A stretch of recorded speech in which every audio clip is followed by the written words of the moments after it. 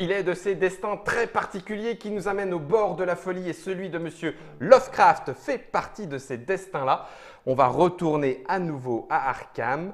Alors Arkham, non pas le jeu… On est à moitié fou aussi bien l'un que l'autre avec José. Puisque c'est José qui, après nous avoir expliqué Horreur à Arkham, le jeu de cartes, vient vers nous faire un petit papotage pour voir un petit peu où est-ce qu'on en est. Alors il y a eu le jeu de plateau, les demeures de l'épouvante, les contrées oubliées, le jeu de rôle, de l'horreur, etc., etc. Là, on parle uniquement du Living Card Game, le jeu de cartes non à collectionner mais avec extension qui permet d'aller un petit peu plus loin et de continuer. Vous avez dans la Trick Track Télé l'explication avec José et moi-même pour découvrir ce jeu qui, je pense qu'on peut le dire, a quand même fait ou certainement fait partie de ceux qui sont les plus appréciés en jeu coopératif, évolutif aussi, puisque différents scénarios sont arrivés. On va en faire un petit peu le tour. Alors, on profite d'une nouveauté, c'est la boîte que tu as à côté, c'est ça? Puis, donc là, historiquement, je crois que c'est la première fois qu'un jeu de cartes était nominé aux As d'Or. Tout à fait. Ça fait partie, ça dit aussi quelque chose. Ça dit aussi quelque chose. Non, mais même outre-Atlantique, etc., sa longévité montre à quel point, effectivement, il est plaisant. C'est certainement aussi le côté coopératif, c'est très certainement aussi le côté narratif développé. Et enfin, pour terminer, un univers qui fait toujours… C'est toujours amusant de se faire un petit peu peur, voilà, exactement. Donc, Horreur à Arkham pour le jeu de cartes sort cette boîte oblongue, le renouveau La Nuit de la Zélatrice. Donc, c'est une grande boîte vide. Oui, c'est une grande boîte avec quelques cartes. Mais on peut même montrer à l'intérieur un énorme espace. Mais qu'y a-t-il dedans? Mais rien. Bah rien. Mais si. Si, parce que vous allez voir qu'en faisant ça, et après, voilà, en faisant ça, donc tu enlèves tout. Après, tu fais ça. Tic, c'est ça. Tic, et après, tu ranges. Entre les cartes, tu mets. Là, tu mets le cul du Mrodov. Ensuite, tu mets les ghouls, ferme ta goule, les rats, etc., les francs mordants, bref. Et ça correspond, regardez ici. Non, raté Guillaume, ça c'est le cucu. Hop là, merde. Oh Guillaume, t'es vraiment… c'est ma faute. T'es vraiment pas doué comme présentateur. Voilà, c'est ça que je voulais qu'on regarde. C'est le tiroir, le dossier, entre guillemets, que tu peux te faire dans ta bibliothèque, dans ta ludothèque, qui correspond donc à tout le grand arc narratif, tout le premier cycle, renouveau La Nuit de la Zélatrice. Donc grosso modo, tu mets tout dedans et normalement tout tient avec tous les séparateurs pour ranger. Slivé pour ceux qui sont des malades du sleeve. Tu votes j'avoue. Tu t'inscris. Et en fait, alors, le double intérêt, parce que le renouveau de la Zélatrice, c'est refaire le premier arc, mais c'est le refaire pour les petits furieux qui ont dit bon, c'était pas un peu facile quand même le premier arc. Hein, j'ai même pas fini le premier chapitre. Ah oui, donc il y en a encore qui en sont déjà à se dire ça y est, j'ai tout torché et c'était les doigts dans le nez. C'était beaucoup trop facile. Vas-y, on le refait plus dur. Donc les cartes qui sont dedans sont des cartes qu'on connaît ou des nouvelles quand même? Alors, il y a des nouvelles cartes. Il y a des cartes qu'on connaît qui ont été un petit peu pimpées, histoire de dire là maintenant c'est plus pour les rigolos. D'accord. Il y a des nouvelles cartes aussi. En fait, on remplace les ghouls, typiquement. C'est pour ça que j'ai sorti les ghouls pour que vous puissiez voir. Les ghouls de l'ancien temps? Hop! Tiens, viens voir. Je vais décaler comme ça pour que Germain il puisse bien tout voir. Donc, avant, vous vous rappelez, il y avait des ghouls. Un serviteur ghoul, une ghoul affamée. Bon, c'était inquiétant, mais c'était pas si fort que ça. Hein. Vous vous rappelez les caractéristiques 2, 3, 3. Très classiques. Là, maintenant, on part sur les ghouls du Mordot, qui sont des ghouls un petit peu plus méchantes et qu'en ont sous le pied. Donc là, donc, tu vois, typiquement, on est sur des ghouls de base. Ça ressemble encore beaucoup aux premières, sauf que elles vont avoir des pouvoirs particuliers. Que ce soit le fait d'être chasseur, donc d'avoir des proies, ou alors que ce soit pour les ghouls les plus fortes, donc ghouls des profondeurs et les avides de cadavres, des grosses caractéristiques affreuses. Riposte quand tu as 4 points de vie déjà, tu galères un petit peu. Donc évidemment, elles sont payantes puisqu'elles vous récompensent en expérience, comme c'était le cas avant. Mais typiquement, la goule avide de cadavre, comme vous voyez, elle fait 2 dégâts de corps à corps, 2 dégâts de santé mentale. On n'a pas trop envie de traîner dans le coin. Puis elle est chasseur, donc autant vous dire, celle-là, il faut courir vite, parce qu'elle va vite vous rattraper. Donc voilà, c'est vraiment cette idée de dire, on a joué, on a aimé, là, chaque nouveau cycle qui arrive fait un petit peu monter la difficulté. Donc demande à ce qui est vraiment une maîtrise du jeu. Une maîtrise du jeu. Il y a vraiment une courbe d'apprentissage qui est forte, intéressante. Et là, ça te permet de revivre un petit peu tes premiers temps. Ce qui t'a fait apprécier le jeu au départ, moi c'est vrai que le premier arc, je le trouve fantastique. J'ai vraiment beaucoup aimé. Et le fait de me remettre dedans, c'est ultra plaisant. Alors, par contre, c'est vraiment très dur. Alors du coup, pour ceux qui n'ont pas forcément été encore jusque-là, donc ça veut dire qu'il vaut mieux le découvrir dans l'ordre de l'arc narratif. Allez-y tranquille. Pas forcément passer au renouveau La Nuit de la Zélatrice directement. Alors, vous êtes vraiment des furieux.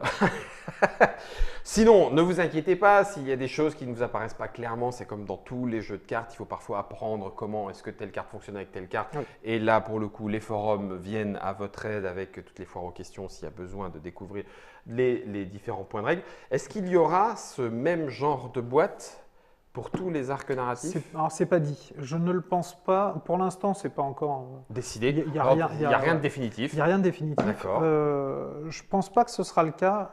Je pense que La Nuit de la Zélatrice, l'idée vraiment, c'était le coup de feu. C'était le départ, c'est vraiment le scénario qui nous a tous mis un petit peu le pied à l'étrier et qui nous a convaincus de continuer. Là, quand je vois par exemple le tout dernier cycle, donc c'était Civilisation oubliée, et donc tout le cycle qui arrive là bientôt. On est dans le combienième? Le 3e. C'est le 3e. C'est le 3e. Moi, autant vous dire, c'est tellement dur. Le départ du cycle est tellement dur qu'imaginer une version Nightmare. Une version Nightmare, puisque c'est ça. La version Hell. C'est juste pour 10 joueurs, juste 10 joueurs qui d'accord, ok. Parce que là, tout est. Enfin, on a refait vraiment les lieux emblématiques, donc ils sont refaits. Il y a moins d'indices, il y a moins. Il y avait trop d'indices avant, c'était trop facile. Il y a moins de tout. Il y a moins de tout. Enfin, sauf des ennemis. Il y en a beaucoup plus. Est-ce que, en ce sens, le rythme, je ne sais plus où est-ce qu'on en est par rapport au rythme FFG US, c'est traduit maintenant en simultané? Oui, tout à fait. Oui, donc du coup, de ce côté-là, ce qui se fera en anglais se fera a priori en français. Surtout sur un jeu comme ça, où on le sait, ça a vraiment touché le public et on en est très content parce que c'est un jeu qu'on aime beaucoup, nous. Donc, pour nous, c'est le meilleur format de JCE possible. C'est-à-dire que le format de JCE, à notre sens, est un format complètement adapté au narratif. Là où, tu vois, par exemple, sur les Netrunner, Netrunner, on a annoncé il n'y a pas très longtemps qui a vécu, ça y est, il a vécu, s'arrêtait. Stop.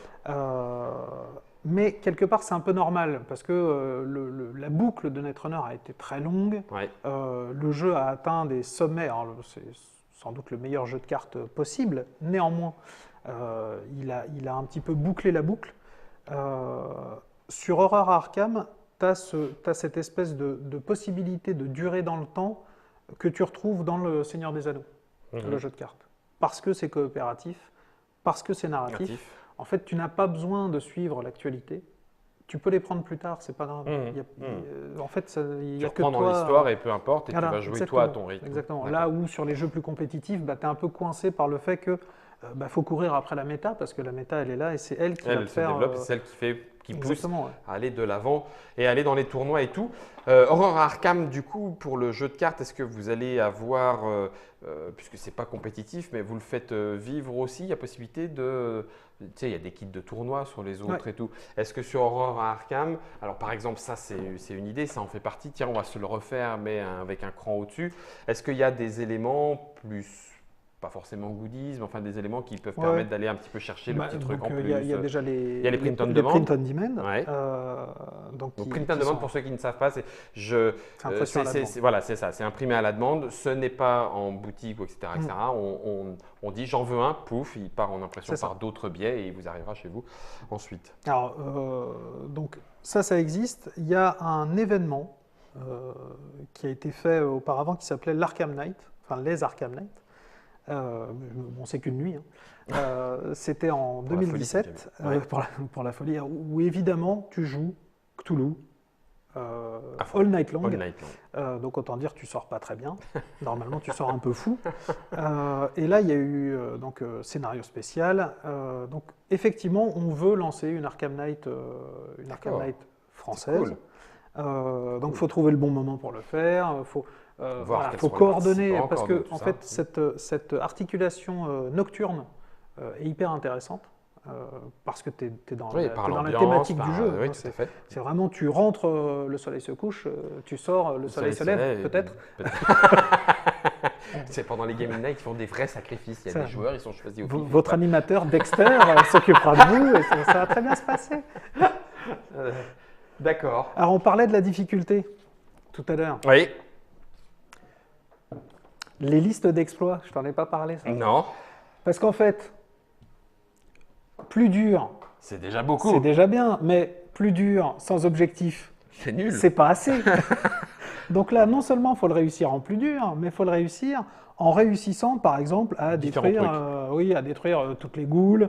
Voilà, tu as tout un ensemble de difficultés, d'objectifs qui sont ultra thématiques, qui sont vraiment inscrits dans le cœur du scénario, et qui vont t'amener cette espèce de petit système d'achievement très jeu vidéo actuel, qui te permet aussi d'aller un peu titiller les copains pour dire t'es gentil, mais moi j'en ai fait 4 sur 10. Alors oui, ok, t'as joué au renouveau, mais t'as jamais réussi à tuer toutes les ghouls en une fois dans la même pièce avec un fusil à pompe. Bon, en l'occurrence, ça n'est pas un achievement. Ça n'en est pas. C'est impossible à faire. Donc, à Arkham, on va jouer à celui qui fait pipi un petit peu plus loin que les autres. J'en profite, on a une petite question. Est-ce que du coup, Arkham, pour l'instant, suit donc le rythme FFG, Asmodée US, Asmodée France, Asmodée Monde, bref, en tout cas, il continue. Le Seigneur des Anneaux, qui fait partie aussi de ses anciens, perdure-t-il aussi? Oui, pour l'instant, nous on continue. Alors c'est plus dur le Seigneur des Anneaux parce que c'est plus étalé. Donc là, les difficultés du Seigneur des Anneaux, c'est toujours la même chose. Sur l'impression jeu de cartes, c'est très compliqué d'arriver à un seuil qui soit le bon parce que la traduction coûte cher. C'est des jeux où il n'y a que du texte. La prod coûte cher parce que c'est des minima de quantité qui sont assez importants. Et qui n'est pas forcément en relation avec le public uniquement. C'est ça, donc il faut arriver à trouver un bon équilibre. Là, sur le Seigneur des Anneaux, nous, on fait en sorte que ça perdure. Après, il y a eu beaucoup de difficultés sur le Seigneur des Anneaux, pas tant sur la sortie des paquets qui tenaient le cycle, mais plutôt sur le jeu organisé, on le sait. Il y a eu beaucoup de retard, voire des kits qu'on n'a jamais eus.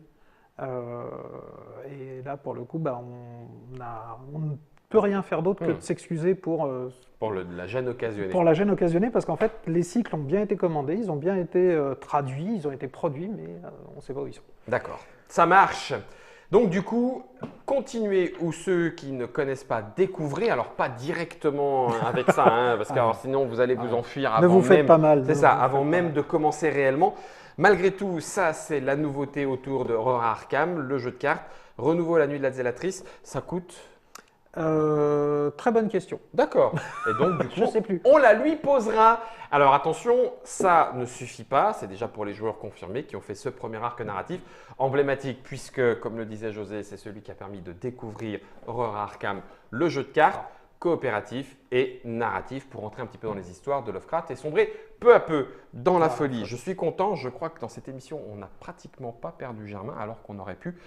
On va pouvoir. Tu rigoles, il est tu vois, mais il est en train de jouer. Il est en train de jouer à côté. Il regarde plus la caméra. Shock of the Blues, Germain. Merci, Germain. Super. Allez, Rita. Lâche cet Asmomag. C'est ça. Joue un petit coup de violon, calme-toi et on voit le générique. Non, le générique.